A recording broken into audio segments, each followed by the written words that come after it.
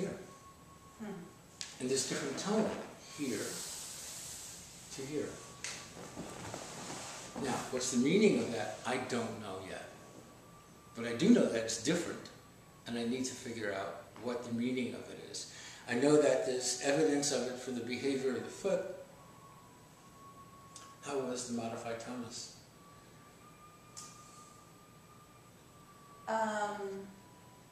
Left side was different from the right. How? It was more work. More tension? Yes, more tension. Okay. Yep. So face down, let's look at hip extension just to be sure. So right side first. Okay, you can see through that. And left side, see through that.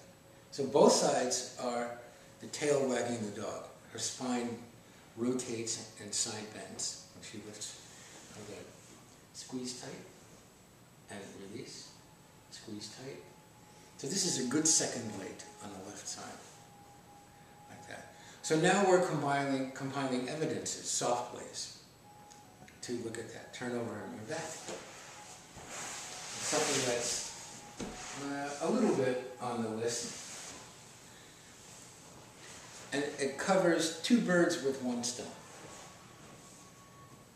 Actually, we can do three really quick, because they're so fast, you don't have to palaver about it. Don't blink, right? Hmm? Don't blink it so fast. Don't blink it. Want to see it again? So I'm going to cup her heel. She's going to let me take her leg up. Her knee is extended as much as it will be. I'm just going to flex the knee a fraction and let it drop. Flex the knee a fraction and let it drop. So it's not a big flex, because that would hurt. I'm just going to, like that. And what I'm looking for is a solid feeling endpoint. Two bones approximating in a way that they shouldn't go any further, unlike a thumb joint that can glide all the way back if you force it to, or anything like that. And I'll compare on this side, like normally I'd step around, but for now. And there's a difference in the way she gives me her leg. This leg, I get. This leg, she keeps. Really. She helps me. But there's nothing wrong with the knee in terms of its bony architecture, like that. If I want to test for the tone of two things at once, I should get a solid, clear endpoint with below 90 degrees internal rotation here. I should feel an easy, clear endpoint. I would say you're almost there, you're about 50%. Okay? It also tells me about the status of the piriformis. Because the piriformis pulls the leg that way. I'm going that way. Pardon my back. So let me have it. So this side is guarded.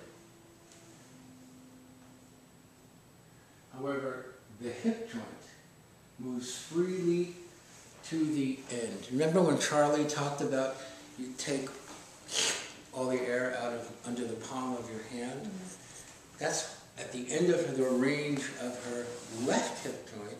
I'm feeling that that's what's happening. It's like it goes to the end and it falls as deep into place as it possibly can. On this side, it's like there's something blocking the way, so I can't really clearly discern the very end point. And it's a skill that you'll get by comparing a couple of hundred, and then you'll get it. So the one thing that can be done, remember the architecture of the acetabulum and the femoral head is very, very secure. It's unlike the shoulder. So if you peeled all the soft bits off of this, it might still hang in there a little bit. What happens, or occasionally can happen, is that there's a protective measure where all the muscles that surround the hip joint pull in. They bring the femoral head into the acetabulum and compress and tighten it down. And the capsule has a lining in it. Every joint, most joints, have a lining on the inside of them that secretes synovial fluid and can lubricate the potential space between the two joint surfaces. Sometimes the capsules wind up, because they're like Chinese finger puzzles, they can wind up in such a way that they can get restricted in a capsular pattern wind-up way. Just the way muscles wind up and out, hip joint capsules can wind up and out as well. So we're going to see if we can't give a hint to the nerve endings that are embedded in the hip joint capsule, because they are, and all the muscles around them, and see if we can't do a gentle long axis distraction on the hip joint to see if it sends a good news message and if the muscles start to relax a little bit. So you're going to scooch to the right side of the table. This is a little different than it's pictured in your notes, but with this drape over the top here. So I'm going to take my hands and overlay right in the crease. I'm going to hug it up a little bit. I'm going to ask you to very gently pull your knee towards your left. Just that. Breathe in. Breathe out, release, and let it go. And I kind of scoop to me at the same time as I adduct diagonally across. And already I can feel our muscles are going, who's at the door? So relax, relax, relax. Gentle distraction, pull to the left shoulder, hold. Yeah, like that. It's already different. And release. I wait for the release.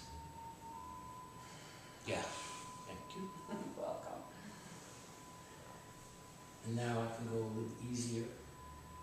And one last time. Pull, there, good. And release.